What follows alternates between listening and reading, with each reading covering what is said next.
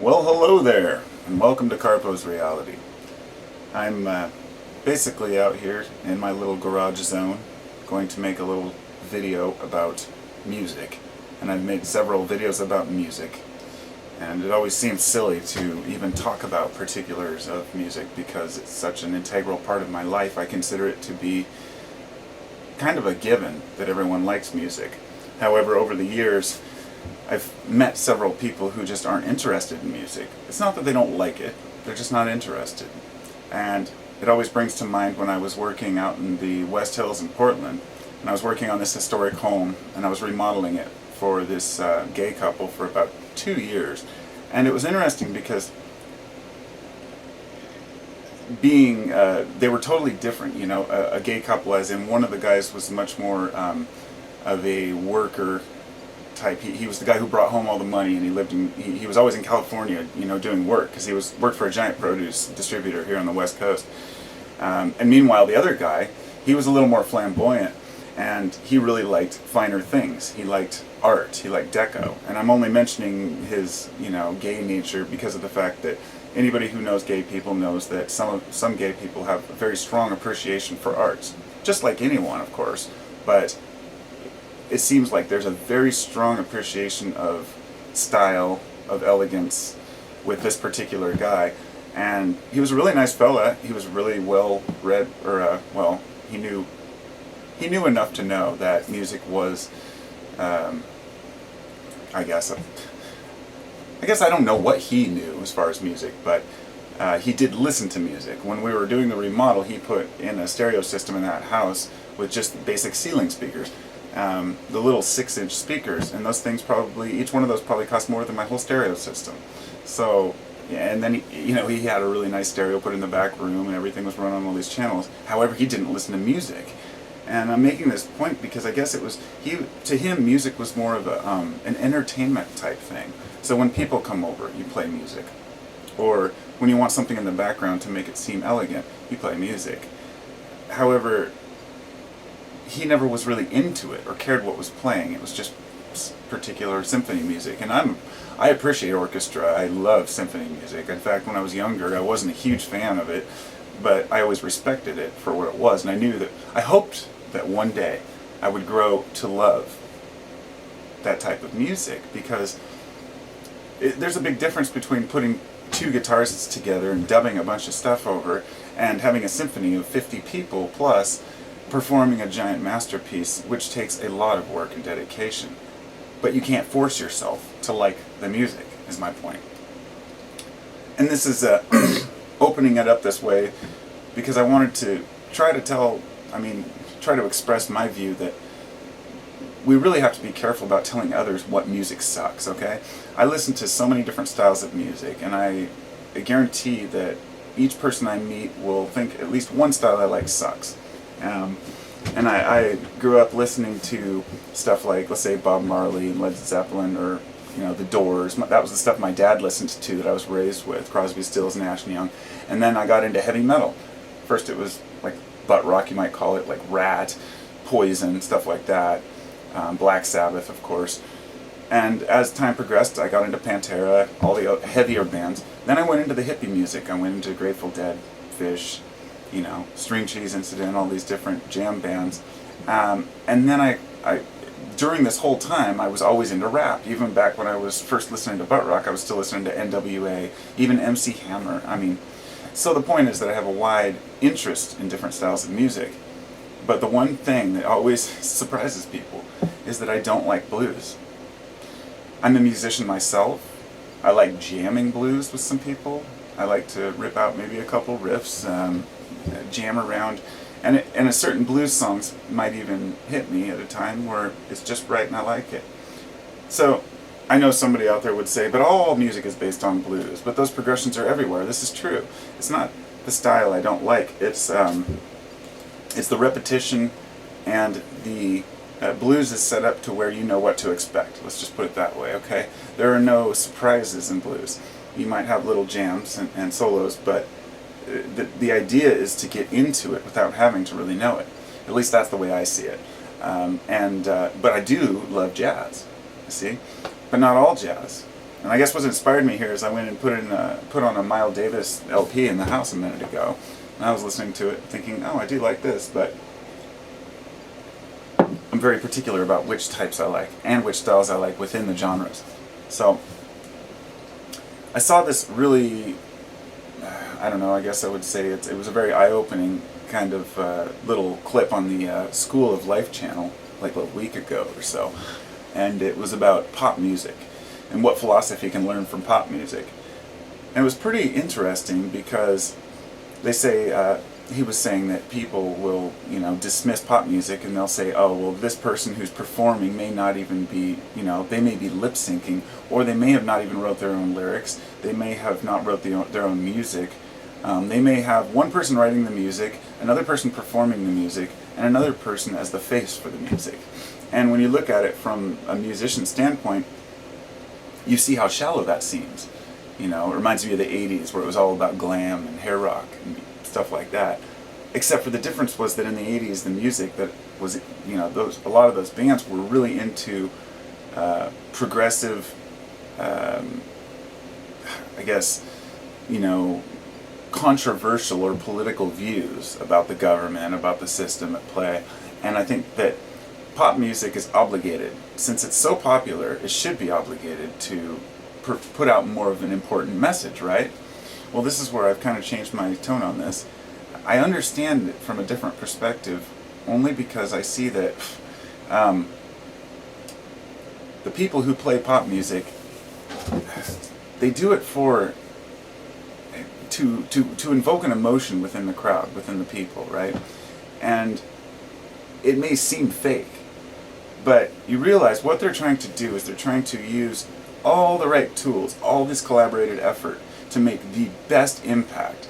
It's just a sad fact that if you're a really good singer, but you're ugly to society, then you probably will have a harder time making it far than if you're gorgeous. And people can complain about that. People can say that we need to change, we need to not judge. But let's get real. That's just how it is. And beauty is not in the eye of the beholder.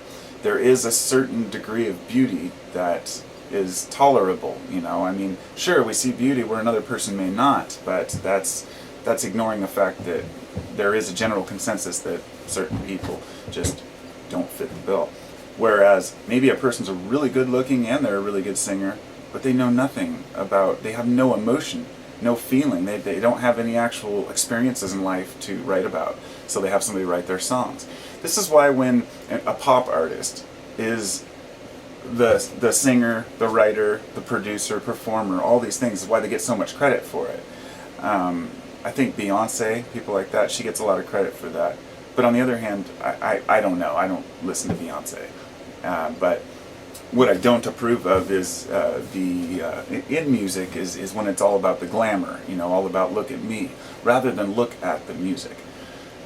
Music is a super important thing in my life, and I've always embraced it. But people, like I said, people are surprised when I say I don't listen to blues. And I'm sitting here looking at my records on the shelf there, Mussorgsky, then there's bands like Journey. I do not like Journey, I can't stand them. And I grew up listening to, the same songs everybody else did of my age group. I grew up in the 80s here on the West Coast listening to KGON. And they'd play stuff like, Rock You Like a Hurricane by the Scorpions, you name it. Anything that came around in the 80s, whatever was considered classic back then. And which also brings me to the point of, as I got older, what they started playing on the classic rock station didn't seem like classic rock to me. It seemed like it was just yesterday. And that's because I'd gotten older. And classic can be 10 years ago. So when you're 15 and you're listening to music from 10 years ago, that seems like classic rock. But when you're 35 and you're listening to music from when you're 25, that just seems like yesterday. So in music, there's a lot of perspective involved in what is good, what is bad. I guess my only point for making this video is I'm hoping that I can reach a couple people who are critical about certain types of music, to help them realize that, for example, getting angry at pop music for not presenting a more important movement. Say, why doesn't pop music, gather around things like, issues like, whatever, murder, war, climate change, whatever it may be, like they say did in the 80s with you know, the children are our future, that kind of stuff. Well, it's because it makes people uncomfortable, and I'm just going to put that simply. It's an issue where people don't always want to rally around a cause. People don't always want to be concerned about what's going on in the world, nor do they always want to have to look through somebody's bad singing to get the message, nor, vice versa. People want the all-around package. They want to be able to go to a concert, listen to the music, cry about it, and walk away feeling great. Not just better about themselves, but better about their fellow man.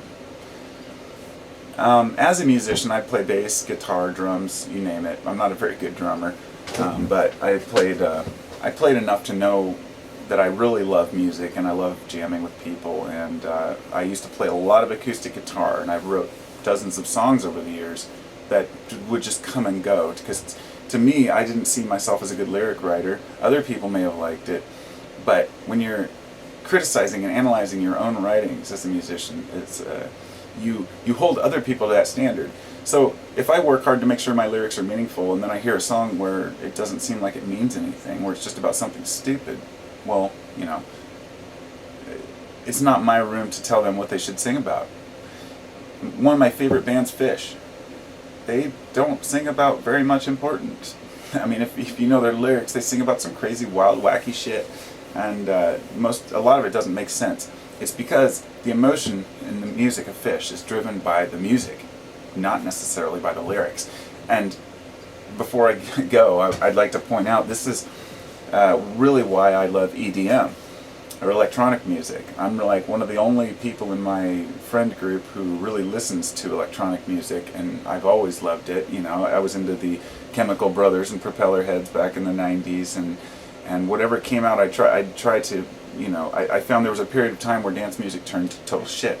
It went from being just techno to being dance music, and now it's coming full circle to where it's taking samples, beats, loops, effects, vibrations, and frequencies, and putting them all in a format to where there's a build-up, to the drop, right? I mean, there was no such thing as a drop when I was a kid. I mean, I guess you could...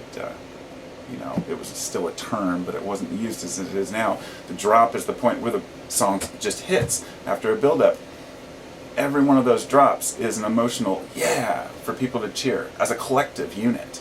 And I've been watching this as I go to, electronic shows and go into Burning Man, or the local one anyway, and it's kind of like, at first it's overwhelming because the music doesn't carry any lyrics, it doesn't carry any meaning, but then you realize that the meaning is within the frequency and the sound.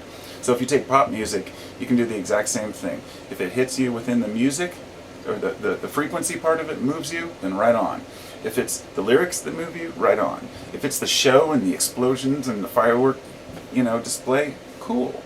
Because I'm not one of those snobby musicians who says, oh, bands should be, just using their skills and not relying on, lights and everything. That's ridiculous. Every Grateful Dead show had a phenomenal light show. It's not to hide the music, it's to accompany and accomplish an all-around great feeling. And I've talked to a lot of people who have never been to concerts, and people who say they love music, they've just never been to a show. If you have not been to a concert in your life, do go, because it's nothing that it's more of an emotion than you will ever get out of sitting and listening to an LP at home, because of the fact that not only is the music alive, it doesn't even matter how close you are to the stage. You can be far away. It's about being with a group of people that are all there for the same reason, and to look at somebody next to you when a song comes on that you both like and go, yeah. So I pity people who don't like music, and I pity people who haven't had the chance to experience it in its full. And I really pity, I guess I don't like the word pity, I have empathy for people who have always wanted to play guitar, because I've met so many people who say, I wish I would have learned to play guitar. I'm like, don't limit yourself like that. You're only, 30, 20, 40, whatever it is. You've got an entire lifetime to learn to play guitar. I only spent maybe 5-10 years really playing guitar, and that was, and I can still play it and always will be able to. If you start now, within 5 years, you'll be able to play music. But if you put your fingers on the strings and expect to just be able to strum chords, or grab a pair of drumsticks and to play a beat, it doesn't work that way. It's just like learning a career or anything else, except for it's something that you will always be able to work at. And when you sit down by a campfire with an acoustic guitar, or even a simple tambourine, you can take yourself all the way back to our primal ways and our ancestors sitting around the fire with a variety of different sound making tools. And it's a connection to everyone. It's a very primal connection, and I think it's fascinating. Music is awesome. And I am so grateful to live in a day and age where there is so much variety of it. I don't take it for granted. I think about it all the time. Every time I turn on a record, or I have hundreds of LPs, I'll put an LP on, go through the trouble of cleaning it and everything just to get that nice analog sound. And it's more of the novelty. You sit there and you open up the LP, you read along to it. Digital age, and this is what I'd like to just kind of say before I go. The digital age has really changed the way the music works. When I was a kid, you would go out and buy an album. That would help to support the artist. These days, nobody's buying albums. You don't see, it was tapes and records back then, but then, when they went into CDs were huge. People bought them forever. Now everything's digital. And a lot of people are pirating and taking the music. What we have to realize is, and this is important, if you're a musician and you're upset about people stealing your music, you have to realize it's just like art. If you put out a picture on the internet that's beautiful, that you have a print for sale or something, people can copy and paste it and keep that picture for themselves. If they decide that it's a good picture and they want to support the artist, they will go and contribute. And this is what happens with bands now, because they're not making money off CDs and not making much off MP3s. People are going to the live shows and buying merchandise. And now bands are able to finally advertise themselves. You don't have to have a big record company. So I would urge people who know small record companies or listen to music from them to support them. There's one called Graveface Records out of Kansas, and I've ordered dozens of LPs from them because they carry the Appleseed Cast, which is like one of my favorite kind of alternative bands, and I've bought all their colored albums as they come out, to have the whole collection, and even though they're expensive, it's funny, the smaller companies are cool. They're like free shipping, the prices are fair, they don't have the overhead and nonsense, they don't have to advertise. So it's up to us to seek them out. And I would say this goes way beyond music. This is everything you buy in life. Whoever you're supporting, whether it's supporting a music artist or supporting an artist on Etsy who's selling Grateful Dead merchandise that they made by hand, or you could buy it from a bigger company which is already making enough. I think we're obligated to try to run with the little guy as much as possible. So, for example, a band like Papadosio I've got there. When we went to the concert, it was at a small venue out in southeast Portland, and it was half empty. The floor was pretty much empty. You just walk up and stand by the stage. Phenomenal music, masterpiece music, amazing, great light show, totally emotional, great experience all around. Just as good as or better than any concert I've ever been to. And there was less than half the people in the house. They didn't even have the upper level open. It was just a small floor. I mean, to me that shows an intimacy that you can still have with good music if you don't rely on mainstream to tell you what good music is. And most people, they don't know where to look. So I'm going on with this short video. It's become really long, but music is a passion of mine. Sometimes I wish I had more of it, because it comes and goes, and if you play guitar or write music, you'll know that whether you're a painter or a guitarist, you will have inspiration for a while and it will fade, and so you grab it while you've got it. Get out to go to some concerts and have fun.